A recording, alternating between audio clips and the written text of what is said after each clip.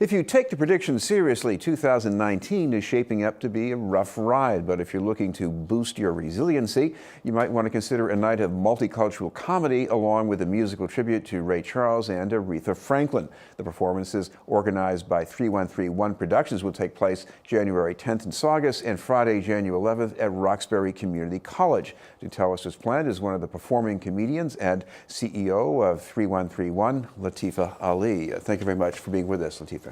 Thank you. Thank you for having me. It's always good to see you, Chris. And good to see you. Now, I mean, these are two things, they're great by themselves, but why multicultural comedy in the same show with this tribute to Aretha Franklin and Ray Charles?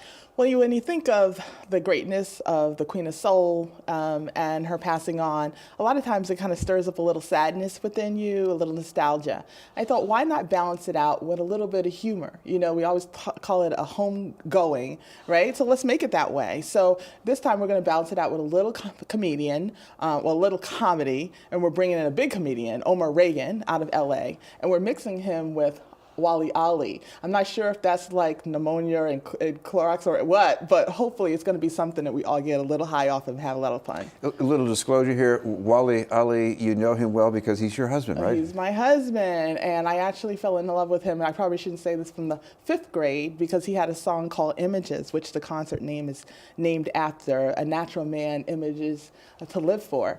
And from that song, I got a chance to know him as an iconic figure doing this anthem-like song. But then I did a little research and I found out he was one of the original Funk Brothers. And he had worked with everyone from Aretha Franklin to Marvin Gaye to the Temptations. And of course, he had a clip that I came across.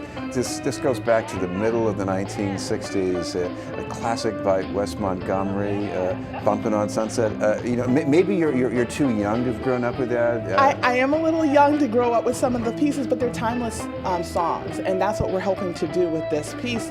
We're hoping to have something that can combine generations. So you're probably familiar with a lot of the Motown sounds. They've been mixed in some of the mixtapes of the 90s, but maybe you don't know all the classics. This is a way for the whole family to come and enjoy themselves and go multi-generational all at once. Of course, when you think of the two people here, Ray Charles and Aretha Franklin, it's not just that they had great songs, they had great party music, but they really spoke to people. Aretha maybe more so. What's your sense of that? Yeah, I think Aretha had a really personalized persona with, I think, her audience. She was a perfectionist. If you talk to my husband, she was really a good-hearted kind of person. He has all these intimate stories that he talks about with his travels with Aretha, and this is what makes this show kind of unique, to hear these stories for the first time on stage. But one of the things that I'm really excited about is he wrote a song for Aretha Franklin, and he's going to be singing it publicly for the first time. It didn't actually make the record, but she certainly heard it and they negotiated, and now he gets a chance to finally share it with her as a tribute. This is BNN News, and we're talking about music and multicultural comedy with Latifa Ali. Latifa, I want to turn to the comedy. I didn't know you did this until you came here today. What got you started with it? Well, it's been something that's kind of been brewing in me within the from the 6th grade. I've wanted to kind of come on stage and be a little comical. I think one of the things that kind of unleashed it for me, particularly this year, is the passing again of one of the great comedians, Dick Gregory. And Dick Gregory was funny, but he also kind of told a story. I've always been a social activist, and I think humor is a great way to connect with people about social issues with a twist. Now, for people who haven't enjoyed Dick Gregory, I listened to him within the past year, and it was something he recorded back in the 1960s. It sounded like he just did it last week. He still is current. He's still current. He's one of those figures that will be with us just like Aretha forever. He's made his mark, and I'm hoping to be a second iteration of his work in the modern day times. But again, his stuff was timeless, and we have people like Mel King, who were colleagues of his in our own backyard, and we're going to be doing Images Awards to some local folks in our community, young people who kind of mirror some of the traits that like Mel King had at this event as well. One thing about the kind of comedy you're doing, the multicultural comedy, is I guess your goal is to help us embrace people who are different, but sometimes when you talk about people who are different, it's very hard to avoid insulting or offending people too, right? Yeah, there'll probably be a little roasting in the air. I think it's okay. We're going to have interfaith comedians on the stage, so everybody gets a little chance to poke at you.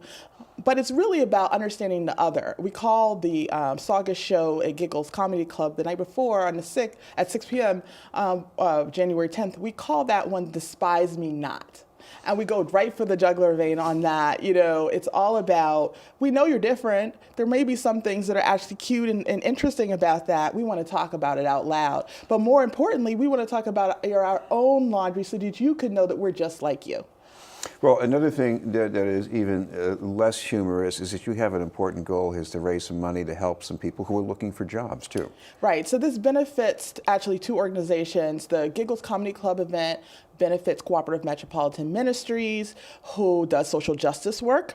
And the event at Roxbury Community College on January 11th benefits Solutions at Work, which helps people who are looking for jobs with just a couple of dollars, like $25, get 5 outfits so that they can get employed. So it's really a great cause as well as a great event. And talk about how important that is, because you got people, maybe they've been out of work for a while and they're not prepared for what's expected when they show up for an interview? Yeah, I don't think people really understand that, how difficult it is to prepare for an interview when you have so many pieces that are supposed to be meticulous for an interview.